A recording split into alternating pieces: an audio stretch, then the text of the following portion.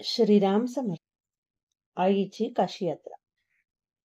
श्री महाराज 8-10 वर्षे गोंदावल्यात स्थिर राहिल्यावर त्यांचा लोकसंग्रह फार वाढला आणि अनेक क्षेत्रातील लहान मोठी माणसे या ना त्या निमित्ताने त्यांच्याकडे येऊ लागली.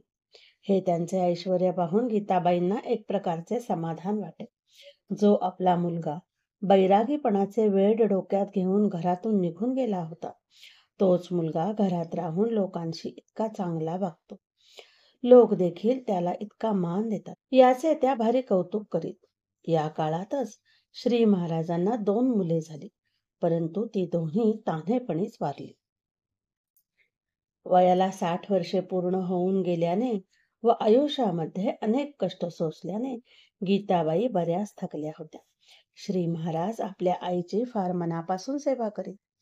असेच एक दिवस रात्री ते तिचे पाय चेपीत बसले असताना ते तिला बोलले, आई, तू आता म्हातारी झालीस. तुझी काही इच्छा असली तर सांग, मी खात्रीने ती पूर्ण करीन.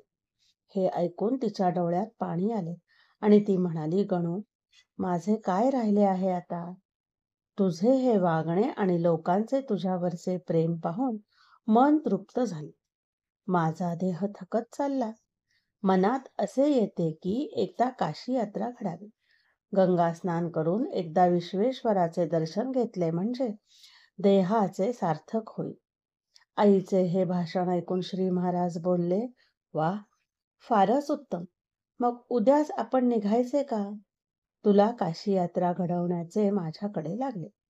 यावर आई म्हणाली, अरे, पण आपण यात्रेला गेलो तर आपल्या घराकडे कोण पाहिल? घराचा वासा देखील कोणी इथे शिल्लक ठेवणार नाही. लगेच श्री महाराज बोलले, त्याची काळजी तू करू नकोस, मी सर्व व्यवस्था करतो. आईला असे आश्वासन देऊन त्यांनी काशी यात्रेची सर्व तयारी केली. आतापर्यंत श्री महाराज 10 वेळा काशीला गेले होते, परंतु ते एकटे व पायी चालत. या खेपेस त्यांनी पुष्कळ लोकांना पत्रे धाडून बोलावून घेतले. जवळजवळ 100 स्त्री पुरुष बरोबर घेऊन ते आगगाडीने काशीस गेले. आईसाहेबांची म्हणजे त्यांच्या पत्नीची बरोबर येण्याची इच्छा होती, पण आपण पुढे केव्हा तरी खात्रीने जाऊ अशी त्यांची समजूत घालून त्यांनी त्यांना माहेरी धाडून दिले. श्री महाराजांच्या दुसऱ्या पत्नी आईसाहेब. गीताबाई आज काशी यात्रेला जाणार म्हणून प्रत्येकाला कौतुक वाटत होते. निघायची सर्व तयारी झाल्यावर 25 बैलगाड्या भरल्या. गावचे सर्व लोक निरोप देण्यास जमा झाले. शेवटी श्री महाराज आईला घेऊन रामरायाच्या दर्शनाला आले. रामाचा निरोप घेऊन दोघेजण बाहेर आले तेव्हा गीताबाई म्हणाल्या, अरे, जरा घराकडे लक्ष असू द्या बरं का. यात्रा संपवून मी लवकर परत येते. तेव्हा श्री महाराज बोलले, आई, तू आता फार थकली आहेस. कोणास ठाऊक काळ कसा येईल, म्हणून घराचा लोभ कशाला ठेवतेस. आपण त्याची वाट लावू. असे सांगून त्यांनी चिंतूबुवांना हाक मारली आणि त्यांना मंत्र म्हणायला सांगितलं. श्री महाराजांनी आपल्या घरावर तुळशीपत्र ठेवून सर्वांच्या नावाने पाणी सोडले. जमलेल्या लोकांपैकी ज्याला जी वस्तू पाहिजे ती त्याने घेऊन जावी. असे म्हणायला उशीर की 15 मिनिटांमध्ये घर धुतल्यासारखे स्वच्छ झाले. अशा रीतीने आपले घर लुटल्यानंतर ते आईला म्हणाले, तुझे लक्ष अडकायला आता मागे काही शिल्लकच राहिले नाही. चल आता. हा सगळा प्रकार पाहून आई बोलली, गणू, मला वाटले होते की तुझा प्रापंचिक शहाणपण आले, पण नाही रे नाही. होतास तसाच बैरागी आहेस. कोणच्या वेळी काय करशील याचा काही नेम नाही. श्री महाराज कोरेगावहून आगगाडीने निघाले. प्रथम नाशिकला आले. तेथे सर्वांनी गोदावरीचे स्नान करून रामाचे दर्शन घेतले. प्रयागमध्ये श्री महाराजांनी आईला त्रिवेणी संगमामध्ये स्नान घातले. तिला वेणी माधवाच्या चरणी घालून अक्षयवट दाखवला. तिच्या हातून पुष्कळ दानधर्म करविला. 3 रात्री तेथे राहून सर्वजण काशीला रवाना झाले. मसुरी या दिन शिवमंगल नावाचा ब्राह्मण श्री महाराजांचा पंडा होता. हा फार श्रीमंत व वजनदार मनुष्य होता. काशीच्या राजाशी त्याचा स्नेह असून मोठमोठे सरकारी अधिकारी त्याला वश असत. त्याचे वार्षिक उत्पन्न 15 लाख रुपये असून प्रयाग, गया, हरिद्वार, जगन्नाथपुरी इत्यादी ठिकाणी त्याच्या पेढ्या होत्या. तो एखाद्या राजास शोभेल अशा थाटात राही. त्याच्या घरी 2 हत्ती होते. तो हत्तीवरून देवदर्शनाला जाई. त्याच्या घराण्यात पिशाचाची पीडा झाल्याने त्याची संतती जगत नसे. ती पीडा श्री महाराजांच्या कृपेने दूर होऊन त्याची मुले जगली होती. तेव्हापासून तो त्यांना गुरुस्थानी मानित असे. प्रयागहून मसुरयादींना पत्र टाकले असल्याने काशीच्या स्टेशनवर श्री महाराजांना उतरवून घेण्यासाठी तो स्वतः आला. श्री महाराजांचा मुक्काम भोसल्यांच्या गंगा महालामध्ये असून मसुरयादींनी त्यांची व्यवस्था एखाद्या संस्थानिकाला शोभेल अशी ठेवली होती. श्री महाराज तेथे जवळजवळ 1 महिनाभर राहिले. आईला रोज स्वतः उचलून गंगा स्नानासाठी ते घेऊन जात. घाटाच्या पायऱ्यांची चढ उतार तिला होत नसे, म्हणून ते तिला एखाद्या लहान मुलाप्रमाणे हातावर नेत असत. स्नान झाल्यावर विश्वेश्वराच्या दर्शनाला जाताना वाटेतल्या प्रत्येक भिकाऱ्याला ती दान देई. देवाचे दर्शन झाल्यावर सगळेजण घरी परत यायचे. जेवण्यासाठी रोज नवे पक्वान्न. ते आचांडाल सर्वांना सढळ हाताने वाढले जाई. या मुक्कामात श्री महाराजांनी 5 सहस्त्र भोजने, 3 इच्छा भोजने, गावामधली सर्व भिकाऱ्यांना 5 भोजने आणि 3 संन्यासी भोजने घातली. आईच्या हाताने वस्त्रे आणि पैसा किती दान दिला याला तर गणतीच नाही. याशिवाय अनेक शास्त्री, पंडित, वेदांती व विद्वान श्री महाराजांच्या दर्शनाला येऊन जायचे आणि त्यांच्याशी अनेक आध्यात्मिक विषयावर, विशेषतः नामाच्या सामर्थ्यावर वादविवाद चालायचा. मोठमोठे पंडित अगदी हिरिरीने वाद घालण्यासाठी येत, परंतु श्री महाराजांची प्रसन्न मूर्ती पाहून आणि लीनता आणि मधुर भाषा ऐकून ते त्यांना वश होत आणि त्यांचे म्हणणे मान्य करीत व चांगला पाहुणचार घेऊन आनंदाने परत जात. त्यावेळी काशीमध्ये आत्मानंद सरस्वती या नावाचे एक मोठे विद्वान व साधनी संन्यासी राहत असत. त्यांचा स्वतःचा मठ असून त्यांची शिष्यशाखाही पुष्कळ होती. ते नेहमी संस्कृतच बोलत व त्यांचा सर्व काल ध्यान, धारणा आणि शिष्यांना श्री शंकराचार्यांच्या शारीर भाष्याचे पाठ देण्यामध्ये जात असे. ते रोज 3 वेळा स्नान करीत. त्याचा एक शिष्य श्री महाराजांना भेटायला आला आणि त्यांच्या सांगण्याप्रमाणे तो रामनामाचा जप करू लागला. स्वामी एक दिवस गंगेवरून स्नान करून येत असता आपल्या त्या शिष्याला माळ घेऊन जप करीत असलेला त्यांनी पाहिला. तू कशाचा जप करीत आहेस असे विचारता शिष्याने श्री महाराजांचे नाव सांगून सर्व हकीकत स्वामींना सांगितली. त्यांना ही गोष्ट आवडली नाही, परंतु वरून तसे न दाखवता मला त्यांच्याकडे घेऊन चल एवढेच ते बोलले. मनामध्ये हेतू असा की अगोदर न कळवता गेले असता श्री महाराजांचे खाजगी चरित्र आपणास दिसेल आणि त्यावरून त्यांची पारमार्थिक योग्यता आपणास कळणार नाही. इकडे त्याच वेळी श्री महाराजांनी बाबू भट नावाच्या वैदिक विद्वानाला तातडीचे बोलावणे पाठवले. हे बाबू भट दशग्रंथी असून हिंदी व संस्कृत भाषा त्यांच्या जिभेवर नाचत होत्या. सुमारे 2 वाजण्याचे सुमारास आत्मानंद स्वामी, त्यांचा शिष्य आणि बाबू भट हे तिघेही बरोबरच गंगा महालामध्ये येऊन पोहोचले. ते आले तेव्हा आईचे जेवण होऊन ती आचवण्यास चौकात आली होती आणि श्री महाराज तिच्या हातावर पाणी घालीत होते. हे दृश्य पाहून स्वामींना आपल्या आईची आठवण झाली. त्यांच्या डोळ्यात अश्रू आले. श्री महाराजांच्या विषयी त्यांचा ग्रह एकदम चांगला झाला. 5 मिनिटांनी श्री महाराज आले व त्यांनी स्वामींना साष्टांग नमस्कार घातला. त्यांचा मोठा आदर करून त्यांना बसवले व काय आज्ञा आहे असे विचारले. श्री महाराजांची लीन वृत्ती आणि मातृदैवतावरील उत्कट भक्ती पाहून स्वामींचा राग पार विरून गेला. रामनामाचे महत्त्व काय आहे आणि आपल्याला त्याचा काय अनुभव आहे तो मला सांगा असे त्यांनी श्री महाराजांना विचारले. नामाचे महत्त्व आणि ते संन्याशाला सांगायचे म्हटल्यावर श्री महाराज फारच प्रसन्नतेने बोलू लागले. बाबू भट मराठीचे संस्कृत भाषांतर करून स्वामींना सांगत. मधून मधून स्वामी प्रश्न विचारित व श्री महाराज त्याला उत्तर देत. बोलण्याच्या ओघात श्री महाराज म्हणाले, भगवंताला विषयाचा विटाळ यत्किंचितही खपत नाही. यावर स्वामी म्हणाले, तो कसा? श्री महाराज लगेच बोलले, संन्यासाला लक्षणाचा होतो तसा. पुन्हा स्वामींनी विचारले, पण विटाळ झाल्यावर शुद्धी कशाने? श्री महाराज परत तात्काळ बोलले, रामनामाने. हे उत्तर ऐकून स्वामी उठले आणि त्यांनी श्री महाराजांना एकदम साष्टांग नमस्कार घातला. त्या रात्री स्वामींनी स्वप्नामध्ये लसूण खाल्ला होता. जाग आल्यावर त्यांना अशुद्ध वाटून त्यांनी स्नान केले खरे, परंतु नुसत्या स्नानाने मनाची अशुद्ध भावना गेली नव्हती. त्यांच्याबरोबर झालेल्या संभाषणामध्ये श्री महाराजांनी विलक्षण चातुर्याने अंतर्ज्ञान दाखवलेच, पण त्याबरोबरच मन शुद्ध करण्याचे रामनामाचे सामर्थ्यही दाखवले.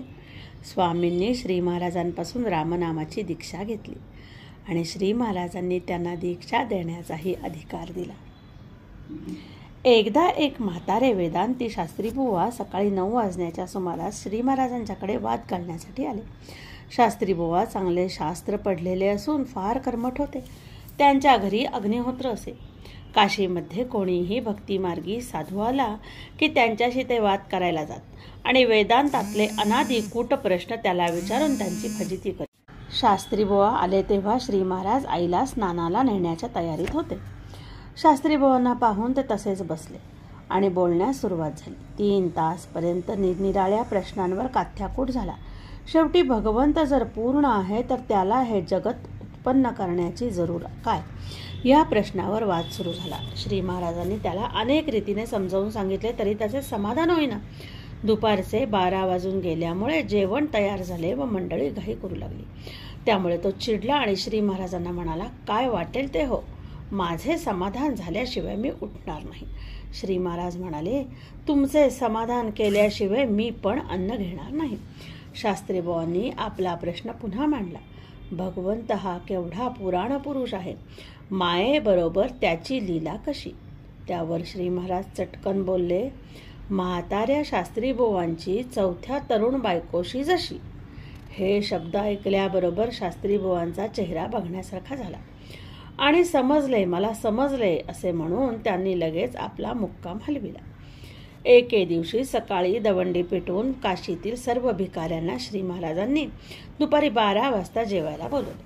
घरात सामान किती शिल्लक आहे म्हणून चौकशी केला तेव्हा 1 शेर तांदूळ, अर्धा शेर डाळ असे समजले. श्री महाराज बोलले, आज माझ्याजवळ एकही पैसा शिल्लक नाही. मी कोणाचे उसने घेणार नाही. एवढ्या अन्नात जितके भिकारी जेवतील तितके जेवू देत. मी काय करणार. आईने पुष्कळ समजूत घालण्याचा प्रयत्न केला पण त्याने ऐकले नाही. 11 वाजण्याच्या सुमारास 1 शेर तांदूळाचा भात आणि अर्धा शेर डाळीची आमटी तयार झाली. श्री महाराजांनी तो भात एका परातीत ओतायला सांगून त्यावर रामाचे तीर्थ शिंपडले. आमटी व आपली छाटी झाकण घातली. तसेच आमटीतही तीर्थ टाकली. 12 वाजेपासून भिकारी जेवायला येऊ लागले. संध्याकाळी 4 वाजेपर्यंत जेवणे चालली होती. जवळजवळ 1000-1200 भिकारी जेवून गेले. सगळे झाल्यावर श्री महाराज स्वयंपाकघरात गेले व किती अन्न शिल्लक आहे याची चौकशी करू लागले. छाटी काढून पाहता तर 1 शेर तांदूळाचा भात, अर्धा शेर डाळीची आमटी शिल्लक आहे असे आढळले. रामाने आज माझी लाज राखली असे बोलून ते बाहेर गेले. शांताश्रम स्वामी त्यावेळी काशीमध्येच असल्याने श्री महाराजांना लगेच भेटले. दोघे बरोबर राहू लागले. स्वामी मोठे तपस्वी. काशीमध्ये 12 वर्षे मौन धरून त्यांनी 13 कोटी रामनामाचा संकल्प पूर्ण केला होता. त्यांचे भजन इतके रसाळ असे की ते भजन करू लागले म्हणजे रामाची मूर्ती डोलत असे. श्री महाराजांचे त्यांच्यावर व त्यांचे श्री महाराजांच्यावर फार प्रेम असे. स्वामींनी श्री महाराजांना एकदा असा प्रश्न केला की, महाराज, सर्व भारतवर्षातून इतके लोक काशीला येतात आणि गंगेत स्नान करतात, मग ते पावन का होत नाहीत. श्री महाराज म्हणाले, याला कारण खरी भावना नाही. शांताश्रमांना पटेना. ते बोलले, हे लोक इतका पैसा खर्च करून आणि इतके कष्ट सोसून इथे येतात, तेव्हा खरी भावना असल्या वाचून कसे येतील. श्री महाराज म्हणाले, लवकरच दाखवीन. 4 दिवस गेल्यावर त्यांनी एक युक्ती योजली. शांताश्रमाच्या हातापायाला चिंध्या गुंडाळून त्यांना महारोग्याचे रूप दिले आणि ज्या ठिकाणी पुष्कळ लोक गंगेत स्नानाला उतरत होते अशा घाटावर त्यांना नेऊन बसवले. श्री महाराज स्वतः बैराग्याचा वेश करून त्यांच्या बाजूला उभे राहिले. स्नान करून जाणारे यात्रेकरू कोणी पैसा, कोणी आणा समोर टाकून जात. काही वेळाने बरीच मंडळी जमली तेव्हा श्री महाराजांनी बोलण्यास आरंभ केला. ते म्हणाले, लोक हो, ऐका. हा महारोगी माझा भाऊ आहे. गेल्या वर्षी आम्ही येथे आलो आम्ही दोघांनी विश्वेश्वराची फार मनापासून सेवा केली. तेव्हा त्याने प्रसन्न होऊन आम्हाला एक वर दिला, तो असा की या गंगेमध्ये स्नान केल्यावर आपले पाप नाहीसे झाले आणि आपण शुद्ध झालो अशी भावना ज्या यात्रेकरूची आहे त्याने तुला एकदा आलिंगन दिले तर तुझा रोग नाहीसा होईल. आपण इतके जण यात्रेकरू आहात, कोणीतरी माझ्या भावावर एवढा उपकार करावा. हे बोलणे ऐकून त्या गर्दीतील 8-10 लोक पुढे सरसवले. पण एवढ्यात श्री महाराज त्यांना थांबवून बोलले, हां जरा थांबा, सगळे नीट ऐकून घ्या. विश्वेश्वराने पुढे असेही सांगितले की जो यात्रेकरू याला आलिंगन देईल त्याला तो रोग लागेल, पण त्याने पुन्हा गंगेत स्नान केले म्हणजे त्याची भावना शुद्ध असल्यामुळे त्याचाही रोग नाहीसा होईल. असे सांगितल्याबरोबर पुढे आलेलंच नव्हे तर इतर सर्वजण देखील मागच्या पावलीस पसार झाले. इतक्यात ही गर्दी पाहून एक तरुण शेतकरी तेथे आला. हा काय प्रकार आहे म्हणून चौकशी करू लागला. श्री महाराजांनी त्याला सर्व समजावून सांगितले. जास्त विचार न करता त्याने मोठ्या निष्ठेने शांताश्रमांना आलिंगन दिले आणि त्यानंतर लगेच श्री महाराजांनी आपण होऊन त्याला आलिंगन दिले. म्हणाले, बाळ, तुझी काशी यात्रा खरी फळाला आली. तुझे जन्माचे कल्याण झाले असे खात्रीने समज. स्वामींना सगळ्या प्रसंगांचा अर्थ आपोआप कळला. तो मुलगा कर्नाटकमधील असून नंतर एकदा गोंदावलेस येऊन श्री महाराजांचे दर्शन घेऊन गेला. काही दिवसांनी काशीमध्ये महामारीची साथ सुरू झाली. गंगेचे पाणी खराब झाले आणि लोक पटापट मरू लागले. एक दिवस श्री महाराज रस्त्यातून चालले असता एके ठिकाणी बरीच गर्दी जमली. काय प्रकार आहे म्हणून चौकशी करता असे कळले की एक भिकारीण महामारीने अशक्तपणा येऊन मेल्याप्रमाणे पडली होती. तिचे तान्हे मूल तिच्या शेजारी बसून रडून गोंधळ करीत होते.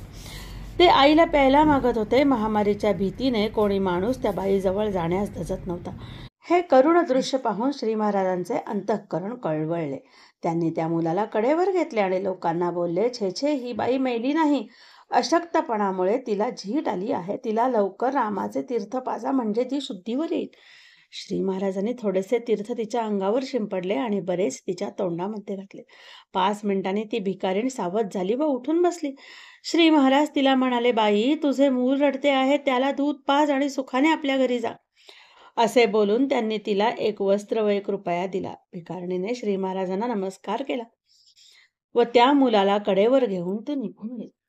श्री महाराजांना अमुक एक वस्तूची सवय होती असे सांगता येणार नाही, परंतु कोणी काही दिल्यास सहसा त्याचा अव्हेर ते करीत नसत. कोणी दिले तर पान खात, कोणी दिली तर सुपारी खात, तंबाखू दिली तर ती देखील कधी कधी खात असत. परंतु लोक सुद्धा कित्येक वेळी मर्यादेच्या बाहेर जात. एकदा आई सकट सर्व मंडळी गंगेमध्ये स्नानास उतरली होती. श्री महाराज पुष्कळांना स्वतः आपल्या हाताने स्नान घालीत होते. इतक्यात एका गृहस्थाने चुना लावून चोळून तयार केलेली तंबाखू त्यांच्या हातावर ठेवली. श्री महाराजांनी ती घेतली आणि गंगार्पण मस्तू असे म्हणून गंगेमध्ये सोडून दिली. तो गृहस्थ अगदी खजील झाला. तेव्हा ते त्याला म्हणाले, काशीला आले म्हणजे काहीतरी पदार्थ सोडायचा असतो ना, म्हणून ही तंबाखू मी सोडली. तुम्ही देखील तेच करा. त्यानंतर श्री महाराजांनी तशी तंबाखू पुन्हा खाल्ली नाही आणि त्याने पण पुन्हा तंबाखू खाल्ली नाही. जय जय रघुवीर समर्थ. जानकी जीवन स्मरण. जय जय राम. श्रीराम जय राम जय जय राम. पुढील भागात पाहूयात आईचे निर्याण.